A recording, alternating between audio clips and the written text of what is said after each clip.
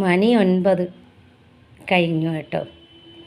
അപ്പോൾ 8:30 മണിയുണ്ട് നമ്മളൊക്കെ പറയുന്നുണ്ട് ഡാഡി വരും എന്ന് പറയുന്നത് കേട്ടിട്ട് അവൻ വാതിക്കയിലൊക്കെ കാത്തിരുന്നു. അത് കഴിഞ്ഞിട്ട് പോയി കിടന്നു. ഞാനത് ഷോർട്ട് വീഡിയോ ഇടാം കേട്ടോ. കിടന്നിട്ട് കുറേ നേരം അവന് മടുത്തു, കണ്ണ് കഴിച്ച് പോയി. അപ്പം അച്ഛൻ വരാൻ ചേട്ടൻ പോയിരിക്കുന്ന വണ്ടിയും കൊണ്ട്. അപ്പോൾ ആ കാത്തുകുത്തി 9:15 ഉറങ്ങി അവൻ എണീറ്റ് തിരിച്ചു വന്നിട്ട് ഇരിക്കുന്ന ഇരിപ്പായി കാണുന്നത് കണ്ടില്ലേ? അച്ഛൻ നാട്ടിൽ നിന്ന് വരുന്നത് നോക്കിയിരിക്കുന്ന ഇരിപ്പാണ്.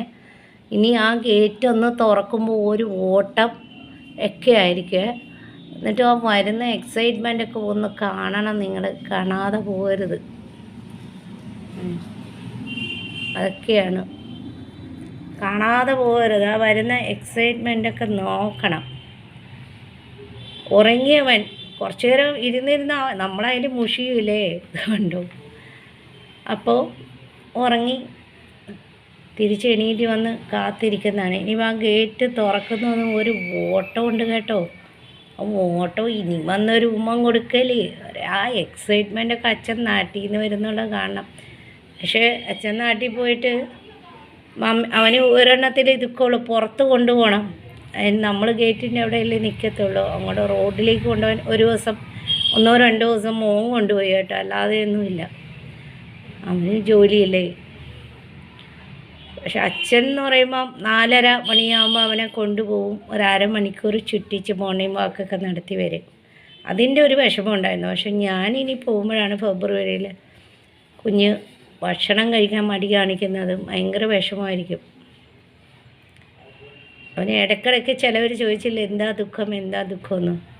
അവന് നമ്മൾ 4 പേരും വേണമെന്ന് തന്നെയാണ് കേട്ടോ. ചേച്ചി പോകുമ്പോഴും ദുഃഖമുണ്ട്, ചേട്ടൻ പോകുമ്പോഴും ദുഃഖമുണ്ട്, അച്ഛൻ പോകുമ്പോഴും ദുഃഖമുണ്ട്. പക്ഷെ അച്ഛ എപ്പോഴും അച്ഛൻ്റെ കൂടെയൊക്കെ അല്ലേ കിടക്കുന്നത്, അതുകൊണ്ടൊരു ദുഃഖമുണ്ട്. പിന്നെ എൻ്റെ കൂടെ കിടന്ന, അച്ഛൻ പോയപ്പോൾ എൻ്റെ കൂടെ കിടന്ന കേട്ടോ. അപ്പോൾ അതാണ് ആ ദുഃഖം. ചിലവരൊക്കെ എന്നോട് ചോദിച്ചു ഇവന് കുഞ്ഞിനെന്തോ ദുഃഖമുള്ള പോലെ. അതാണ് കാര്യം.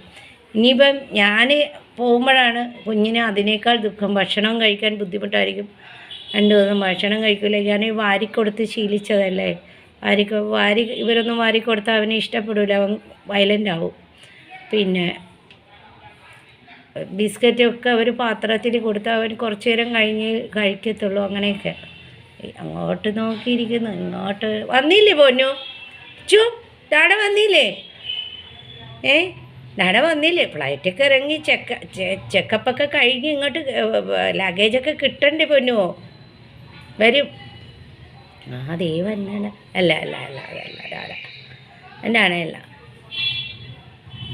എന്തുവാ അല്ലേ?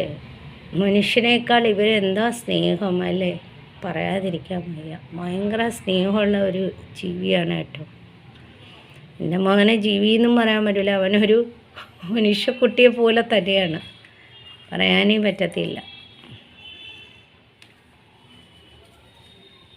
ഇരുന്നിട്ട് അവന് കാല് കഴിക്കുന്നു കേട്ടോ. അതാണ് ഇത് ഇങ്ങനെയൊക്കെ ഇരിക്കുന്നത്. ആ ഇരിപ്പ് നോക്കൂ, കുത്ത വെച്ചുള്ള ഇരിപ്പ് കാണാൻ.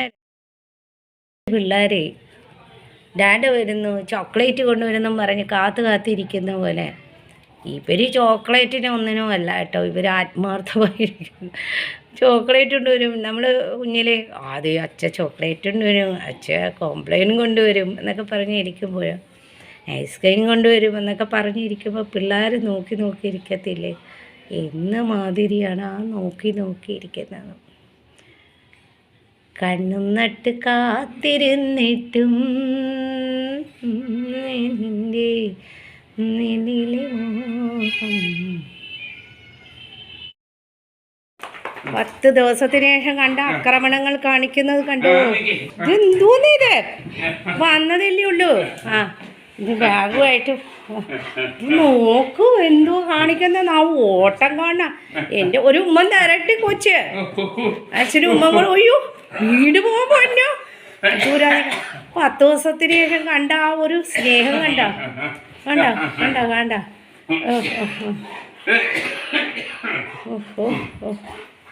കണ്ടില്ലേ? മമ്മി ഇവിടെ നിപ്പോണ്ട് പോന്നോ. ഞാൻ ഇത്രയും നാളെ നിന്നെ പൊന്നു പോലെ നോക്കിയില്ലേടാ. ഓ ഓ ബാഗൊക്കെ ഭാരമാണെന്നൊന്ന്. അച്ചാറും ഉണക്കമീനും. ഓ ഓ ഓ ഓ ഉമ്മ ശരി, നീ ഡ്രസ്സൊക്കെ മാറിയിട്ട് വരട്ടെ. വാ, ഡ്രസ്സൊക്കെ മാറി. ആ ശരി. ഓ ഇനി കുറച്ച് തടവാതെ പറ്റത്തില്ല അവന്. ഞാൻ ഈ നാട്ടിൽ നിന്ന് വന്നിട്ട് 10 ദിവസം കഴിഞ്ഞ് വന്നപ്പോൾ ഉള്ള സന്തോഷമാണ് കേട്ടോ. ഉറങ്ങുന്ന കണ്ണ് കഴിച്ചിരുന്നവൻ അയ്യോ കിടന്നായിരുന്നു.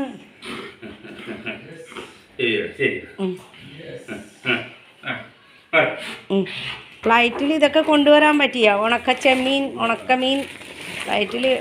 അച്ചാറ് കുപ്പികളുടെ നേരെ നമ്മുടെ അമ്മായിയമ്മയുടെ വീട്ടിൽ നിന്ന് കൊടുത്തയച്ചാണ്. ഇത് കണ്ടോ ഫ്രണ്ട്സ്, ഇത്രയും അച്ചാറാണ്. ഫ്ലൈറ്റിൽ കൊണ്ടുവരാൻ പറ്റൂല, പക്ഷെ പുള്ളിക്കാരൻ്റെ പാൻറ് ഷർട്ട് കുറച്ചേ ഉണ്ടായിരുന്നുള്ളൂ. ഇത്രയും എൻ്റെ ചേട്ടത്തിയമ്മ ഇവരുടെ ചേട്ടൻ്റെ ഭാര്യ കൊടുത്തയച്ച്. ഇത് തറവാട്ടിൽ നിന്ന് കൊടുത്തയച്ച് ഇത്രയും അച്ചാറ്. പിന്നെ ഉണക്കച്ചെമ്മീൻ, പിന്നെ അയില, ഉണക്കമീൻ, ഇത്രയൊക്കെ കൊണ്ടുവരാൻ പറ്റുള്ളൂ കേട്ടോ. ഫ്ലൈറ്റിലൊന്നും ഒരുപാട് കൊണ്ടുവരാൻ പറ്റില്ല. ചക്ക വറുത്തത്, ഇത് വറുത്തത്,